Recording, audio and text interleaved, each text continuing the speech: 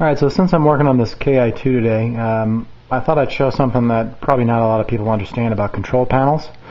Usually on a dedicated machine that comes from the factory, there's a metal control panel overlay that fits over, and I'll take it off and you can see what it looks like. It's tough to do one-handed, but this is what it looks like. It's metal on the bottom side here, and it has the holes pre-drilled in the metal, and these studs that go through the wood. Now underneath here, let's put that down. Underneath here is the wood that's pre-drilled, and as you can see, where the little black discs go, some people prefer to put them on top of the plexiglass. Some people prefer to put them down here. I like them underneath. That way, it kind of looks the way it should from the factory. But you know, to each his own. Anyways, when you mount the joysticks. A lot of people that build Mame machines have problems mounting joysticks correctly, and the reason that they do it and they have issues with it is because from the factory they have these little pre-drilled, I don't know really what the term is, but they accept the screw from the bottom coming up and they screw right into here. And it's centered, obviously, as you can see. That's where the little plastic piece of the joystick fits in. And everything lines up perfectly, as it should from the factory. So that's just kind of like a little FYI for people that are looking to build their own Mame machines. Control panels, what they look like. Here's the underneath. You can see how the joysticks are mounted right there, and the screws right there go through the top and screw into that piece right there. You can see the screw right there.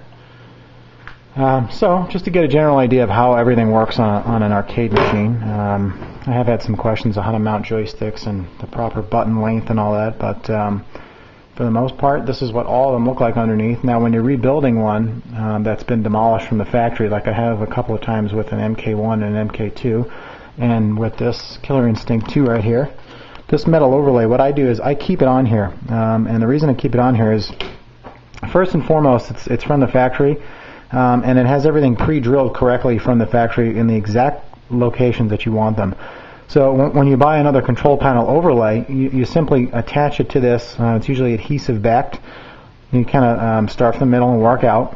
But then what I do is I take a razor blade and I'll cut the holes off, and I'll cut them out, and they come out exactly perfect when I cut them out, opposed to trying to do it with a scissor or something. When you lay it on here, you kind of poke through it with the razor blade and go around the edge like that, and it's almost perfect every single time.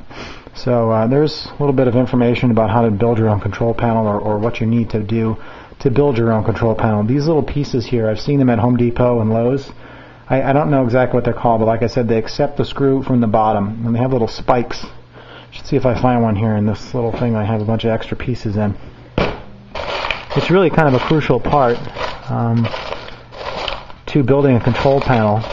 It makes it a lot easier to attach screws and line up everything. I don't seem to see one in here. I know I had an extra one somewhere, so I can't find it now, but if anybody needs one, I do have a few somewhere.